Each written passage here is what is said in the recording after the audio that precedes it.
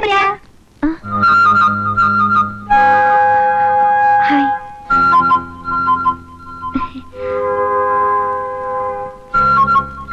என்ன பிரியா, ஏன் ஒரு மாதிரியா இருக்க? உடம்புக்கு எதுவும் சரியில்லையா? இல்ல, அப்படிலாம் ஒண்ணும் இல்ல. ஒரு முக்கியமான விஷயத்தை பத்தி பேசலாம்னு நம்ம கிளப் மெம்பர்ஸ் எல்லாரும் முடிவெடுத்திருக்கோம். கொஞ்ச நாளா நீ ஊர்ல இல்லையா, நீ வந்திருக்கேன்னு கேள்விப்பட்டதோ அத பத்தி உங்ககிட்ட பேசலான்னு வந்திருக்கோம். என்ன? கல்யாணமான நம்ம கிளப் மெம்பர்ஸ்ங்களை கூப்பிட்டு கணவன் கிட்ட மனைவியும் மனைவி கிட்ட கணவனும் எப்படி எப்படி எல்லாம் நடந்துக்கணுங்கிறத பத்தி பேசி பல சட்டதிட்டங்களை வகுக்கணும்னு ஆசைப்படுறாங்க. அந்த மீட்டிங்க எப்ப வச்சுக்கலாம்? ஒரு நிமிஷம்.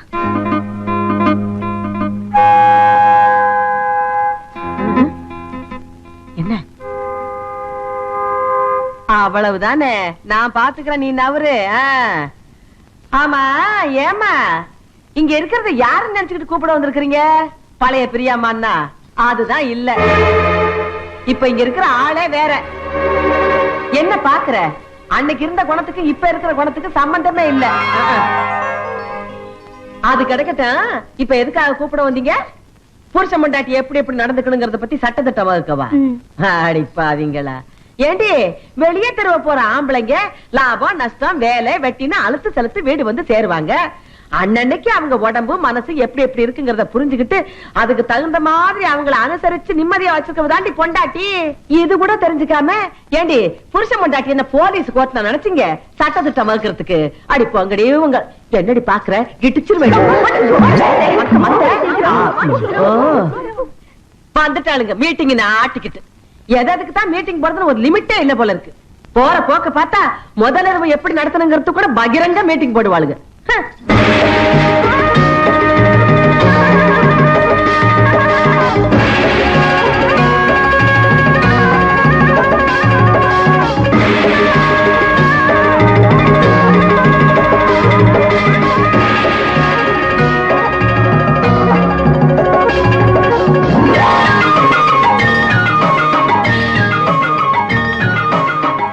சாரதா கூட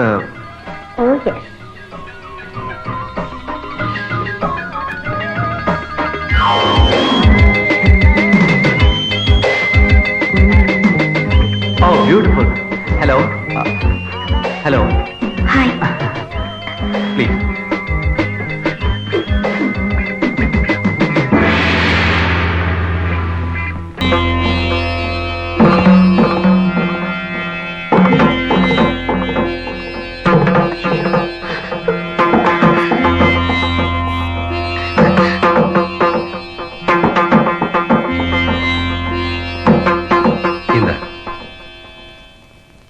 ஏன் ஒரு மாதிரியா இருக்க?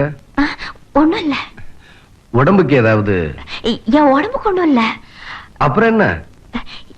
இல்ல, அன்னைக்கு இங்க உருண்டி விழுந்தல்ல, அத நினைச்ச பயமா இருக்கு. பயப்படுற இடத்துக்கு ஏன் வரணும்? ஜம்முன்னு ஏசி ரூம்ல ஒரு தூக்கம் போட்டிருந்தா இப்ப ஃப்ரெஷ்ஷா இருந்திருக்கும். அப்படியே ஐயாவுக்கும் அப்படியே ஒரு மூடு. என்னமோ தெரியல, கண்ணு முன்னாலே பயங்கரமான கனவெல்லாம் வருது.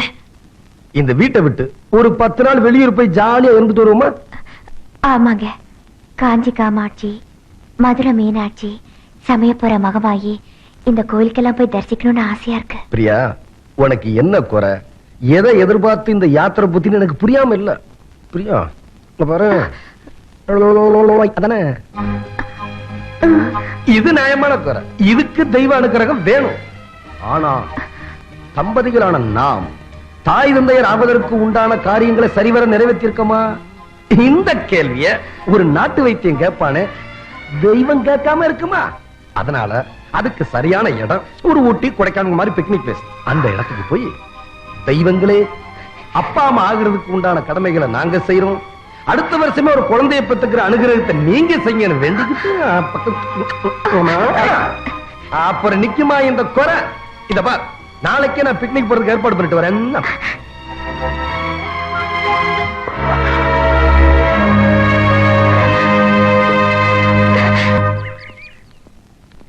பிரியா, இங்க வாய.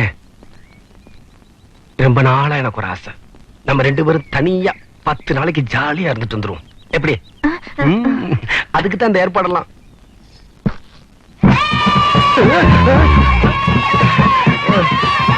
ஆமா, இவங்கெல்லாம் நம்ம ஃபேக்டரி வர்க்கர்ஸ் உடைய குழந்தைங்க. அது எனக்கு தெரியுது.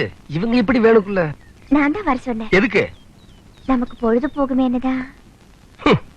நமக்கு பொழுது போறதுக்கு இவங்கலாமா? சீக்கிரமா நான் செஞ்சுட்டு வர்றீங்க. ஏறுங்க வண்டியில. ஐயா நீங்க பிக்னிக்கு தான். நீ பிக்னிக்கு ஏறு வண்டியில. ஏறு ஏறு. வீட்லயே இருந்திருப்பான். ஏறு.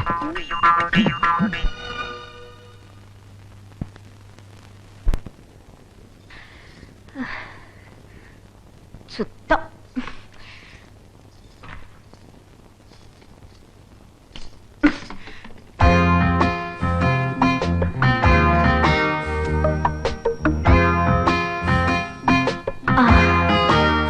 அப்பா. ஐயோ ஐயோ ஐயோ, என்னது இப்படி வேர்த்து கொட்டி இருக்கு? ஒரு மாதிரியா இருக்கு. ஆமா, இந்த ஆட்டம் ஆடினா மாதிரி எல்லாமே எப்படி இருக்கும்? எல்லாம் குளிச்சா சரியா போகும். முதல்ல இந்த துணியை மாத்துமா, துணியெல்லாம் நனைஞ்சு கிடக்கு. ஏன் தெரியுமா?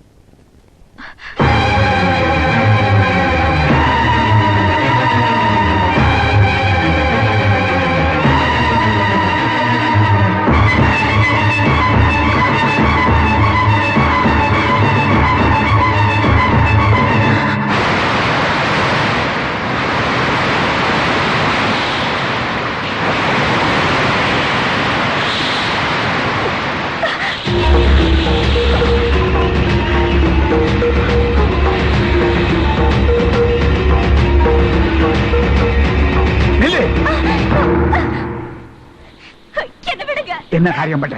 வாமா வாமாங்க. ஐயோ தாத்தா, நான் செத்ததா இருக்கு. நிம்மதி என்ன விடுங்க. சாரதா,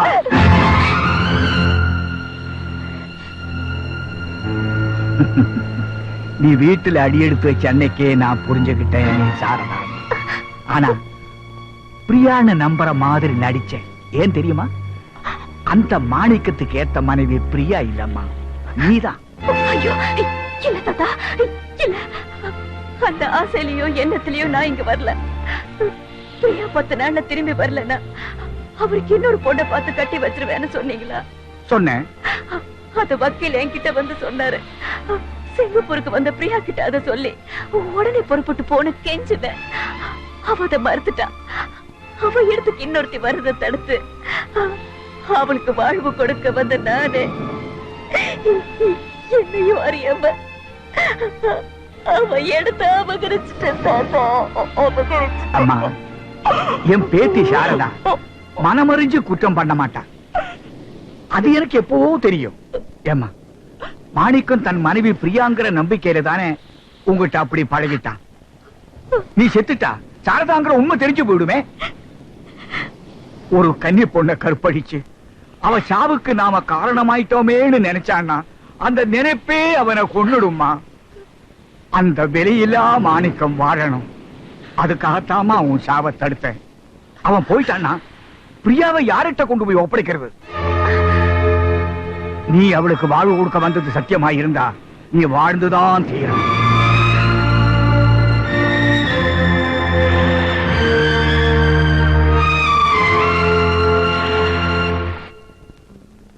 என்ன அது? அது ஒண்ணு இல்லப்பா, சிங்கப்பூர்ல கேஸ் நடக்குது, அது ஜெயிக்குமா ஜெயிக்காதான்னு நாடியில பாத்துட்டு இருக்கேன். ஓஹோ, பாருங்க பாருங்க, உங்களுக்கு பொழுது போகணும்ல. என்னையா லேட் ஆகுது இல்ல? உங்க பக்கம் ஜெயிக்க இருந்த கேஸ இந்த குடும்பத்துல நடந்த ஒரு தோஷத்தினால எல்லா கிரகங்களும் வக்கரிச்சு இந்த கேஸே தோத்துடும் போல இருக்கு ஐயா. அது என்னையா தோஷம்? இந்த குடும்பத்துல ரத்த சம்பந்தப்பட்ட ஒரு பொண்ணுக்கு 4 கிழமை நேரங்காலம் பார்க்காம தாலி கட்டினது உண்டா? என் கேள்விக்கு பதில் வரலையே. உண்டுயா உண்டு. ராவு காலம் எமகண்ட பார்க்காம கட்டினது உண்டு. அதன் காரணமா உங்க கேஸ் தோக்கிறது மட்டுமில்ல, அந்த பொண்ணை கட்டின மாப்பிள்ளையின் உயிருக்கே ஆபத்து. ஐயோ ஐயோ, அந்தால ஏதோ பிணத்துறாரு, நீங்க வேற ஃபீல் பண்றீங்க. இது நாடு ஜோசியண்டா, சொல்றது பலிக்கும். இதுக்கு ஏதாவது பரிகாரம் இருக்கா பாரியா? பாத்துட்டனே, அத சொல்லி தொலையா. நல்ல நேரம் பார்த்து இன்னொரு தாலிய பொண்ணு கழுத்துல கட்டிட்டா மாப்பிள்ளைக்கு ஆயுசு 100. இப்ப சொல்லுங்க, 9 தாலி கட்டட்டுமா? நாடு கழுவ பார்க்க வேண்டாம். பார்த்தாச்சு, எப்போ? நாளைக்கே இருக்கு. அப்புறம் என்ன, கட்டிட்டா போச்சு.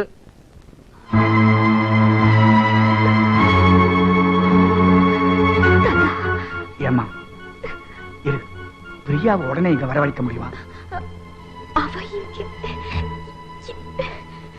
சரி, அவ மாங்கல்யம் நிலைக்கணுமா வேண்டாமா? நினைக்கணும். அவ்வளவுதான்.